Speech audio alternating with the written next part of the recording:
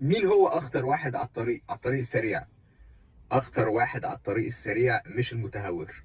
اخطر واحد على الطريق السريع هو اللي ماشي على قشر بيض. تلاقي الطريق 120 وده ماشي على 60 70. انت حمار، او انتي، عشان ما يبقاش في تفرقه. انتم حمير. انتوا بتخلقوا ازمه في الشارع وخطر على الناس اللي حواليكوا كلها، اخطر بكتير من اللي سايق بسرعه. ده تعليقي على آخر فيديو الأستاذ الفاضل المحترم ماجد الطويل نزله بخصوص الناس اللي بتسوق بسرعات قليلة على الطرق الصحراوية، واللي هو قال لهم ان انتوا حمير او انت حمارة او انت حمار.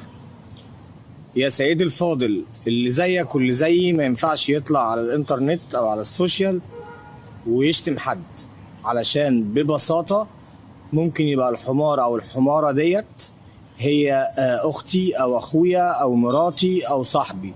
ممكن يبقى واحد الكاوتش بتاعه بايظ، وممكن يبقى واحد عنده مشكلة في عربية، ممكن يبقى واحد عنده حمل زيادة، وممكن يبقى واحد خايف. فطلوعك على السوشيال هو كأنك بالظبط على النايل سات.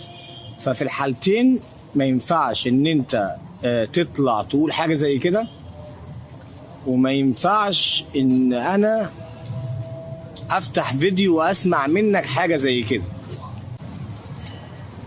لو انت عايز تحاسب ما تحاسبش بالطريقة دي، ولو انا عامل الفيديو عشان اتشهر اعتبرني عايز اتشهر. ان انا افتح فيديو على اليوتيوب واتفرج على حد بيقول على حد ان هو حمار او حمارة او انتوا حمير، لسبب انت ما تعرفش ابعاده.